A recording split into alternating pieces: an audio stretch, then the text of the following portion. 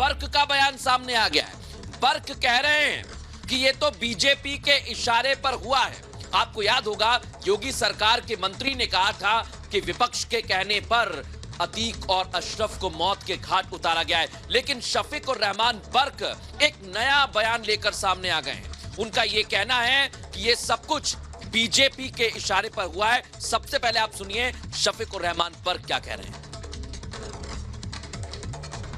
इससे ज्यादा case clear क्या होगा, सारी दुनिया जानती है, सारा हिंदुस्तान जानता है और खुद ये लोग भी जानते हैं और सारा अपोजिशन जानता है कि हत्या कैसे हुई, किसने कराई। समझ गए? जुडिशरी कस्टडी में था वो जब यहाँ उसको भेजा गया। इनकी जिम्मेदारी थी नहीं थी मान, लेकिन बगैर इनके मंशा के थोड़ा ही हुआ है ये तो। अब ये उसको पर्दा डालने के लिए उल्टा इल्जाम अपोजिशन पर डाल रहे। नहीं, अपोजिशन का इसमें हाथ होने, अपोजिशन की कोई लड़ाई नहीं थी भाई उनसे अतीक अहमद से अपोजिशन की तो कोई लड़ाई थी नहीं। ये तो सब कुछ यही उनके सर थे, इनकी कस्टडी में था। इन्हें अदालत को, ये इनके अदालत मुकदमा, अदालत चाहे उनके फांसी लगवाती, कुछ भी करती, हमें कोई तरस नहीं था। लेकिन इस वक्त जो मारा गया बगैर इनके ईमा के इशारे के नहीं मरा वो।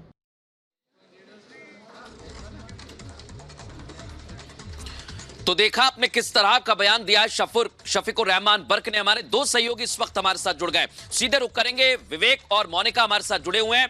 पहले विवेक आपके पास आ रहे हैं क्योंकि चित्रकूट कनेक्शन सामने आया है शूटर्स का और अब ये तस्वीर भी सामने आ रही है। वैभव हमारे सहयोगी भी हमारे साथ जुड़ गए, एक बार वैभव का रुख करते हैं। वैभव बताइए क्या अपडेट है आपके पास।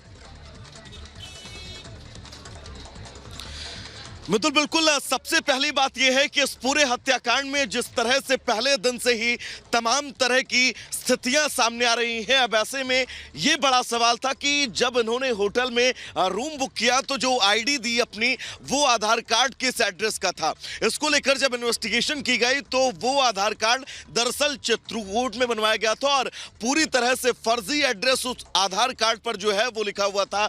तो यानी कि इस पूरे मामले की प्लानिंग किस हद तक और किस तह तक जाकर की गई है, इस पूरी खबर से समझा जा सकता है कि फर्जी आधार कार्ड के जरिए ये होटल में एंट्री करते हैं और होटल में स्टे करते हैं, जिसके बाद अतीक अहमद और अशरफ की लगातार रेकी करते हैं और रेकी के बीच इस हत्याकांड को अंजाम देते हैं।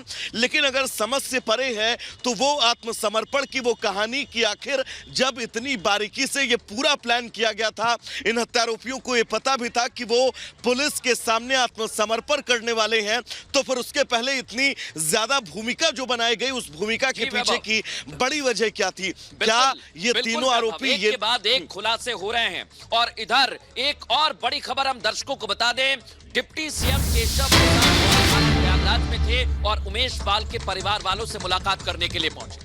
उन्होंने बातचीत की है, सुरक्षा को लेकर बातचीत हुई है क्योंकि परिवार वाले सुरक्षा की गुहार लगा रहे थे। उनका यह कहना था उमेश पाल की हत्या के बाद कि सुरक्षा मिलनी चाहिए और उमेश पाल के परिवार वालों से मुलाकात करके केशव प्रसाद मौर्य ने कहा है कि हम उनके साथ हैं और क्या कुछ उन्होंने कहा है ये आपको सुनवाते हैं।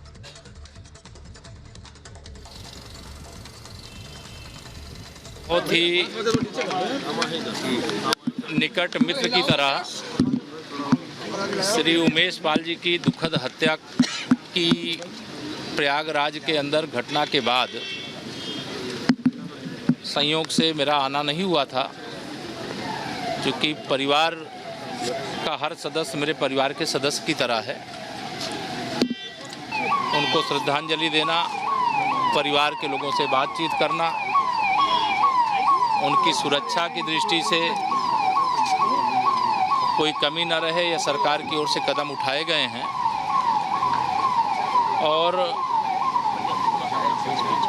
उनकी ओर से बस इतना ही अपेक्षा है कि उनकी हर प्रकार से सुरक्षा और इस प्रकार की कभी कोई दुखद घटना जैसी हो गई है ना होने पावे और उसको माननीय मुख्यमंत्री योगी आदित्यनाथ जी के साथ चर्चा करके पहले ही हम लोग दूर किए हैं, लेकिन और सुरक्षा चौकस रखते हुए और प्रयागराज मेरा और प्रदेश अपराध मुक्त और कानून व्यवस्था हर प्रकार से चुस्त और दुरुस्त रहे, इसका हम लोग पहले भी प्रयास किए हैं, आगे और मजबूती से अलकायदा ने सितार जुड़ते हैं जा रहे हैं।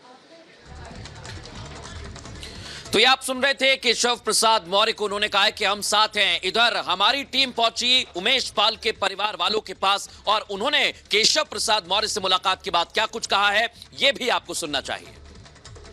प्रदेश के डिप्टी सीएम केशव प्रसाद मौर्य ने आज मुलाकात की है उमेश पाल के परिवार से, और क्योंकि उमेश पाल के परिवार की तमाम मांगे थी और इन मांगों के बीच अब तक की जो कार्रवाई हुई है इससे परिवार कितना ज्यादा संतुष्ट है इसको लेकर भी बातचीत की गई। हमारे साथ उमेश पाल का पूरा परिवार इस वक्त मौजूद है। उनकी मां है, उनकी पत्नी है और भी परिवार के लोग हैं। माता जी आज, अच्छा बहन है ये, आज आपकी बातचीत हुई है प्रदेश के डिप्टी सीएम से, क्या आश्वासन उनकी तरफ से दिया गया था? मांगे आप लोगों की क्या थी उनसे? उनसे बेटा वो आए, उनसे मेरी कोई मांगे नहीं हुई, ना मैंने कुछ मांगा उनसे। मैंने यही कहा कि मेरा बेटा मारा गया, जैसे अभी तक आप लोगों के हाथ मेरे ऊपर था और मुझे अभी तक इतनी सुरक्षा है, हमारे बच्चे सब स्वतंत्र हैं, ऐसा ही हमारे ऊपर हाथ रखिए, हमको सुरक्षा मिली रहे, हमारे बच्चों का देखभाल रहे। और अभी जो चारों तरफ भाग रहे हैं, जो मार के भागे हैं बेटे को, अभी उसमें से 3 तो फरार हैं, तो हमारे बच्चों की सुरक्षा कीजिए। कहीं हम लोग आए जाएं तो थोड़ा सा रास्ते के लिए हमारे बच्चों की सुरक्षा बनी रहे, ना कि रास्ते में कोई हमला हो। तो उन्होंने कहा कि जो और सुरक्षा है हम बच्चों के लिए और सुरक्षा स्कूल जाने के लिए हम सुरक्षा बरकरार करेंगे। अभी तो छुट्टी होने वाली है, जब खुलेगा स्कूल या खुला रहेगा हम बच्चों को जाने के लिए व्यवस्था करेंगे। मैम आपसे भी बातचीत हुई होगी क्योंकि 3 लोग अभी भी फरार हैं, शाइस्ता परवीन, गुड्डू मुस्लिम और शूटर साबिर। गुड्डू मुस्लिम को लेकर एसटीएफ चीफ अमिताभ यश भी कह चुके हैं कि वो सबसे खतरनाक था इस पूरे गैंग में और अभी तक वो फरार है। इसको लेकर कोई बातचीत आप लोगों ने की उप मुख्यमंत्री से? नहीं, कोई बात नहीं हुई है, सिर्फ आश्वासन मिला हुआ है कि डिप्टी सीएम ने कहा कि जो कार्रवाई होनी होगी उचित कार्रवाई की जाएगी। और बाकी बच्चों के पढ़ाई की बेसिस में पूछा कि बच्चे स्कूल जा रहे हैं कि नहीं जा रहे, तो बताया गया कि अभी तक स्कूल बच्चों को भेजा नहीं गया है। तो उन्होंने कहा कि ठीक है, मैं अपनी तरफ से जो है बच्चों की पढ़ाई का सुरक्षा उनको दिलाऊंगा और उनको उसी प्रकार से स्कूल भेजा जाएगा। बाकी आश्वासन देकर के डिप्टी सीएम जी गए हैं।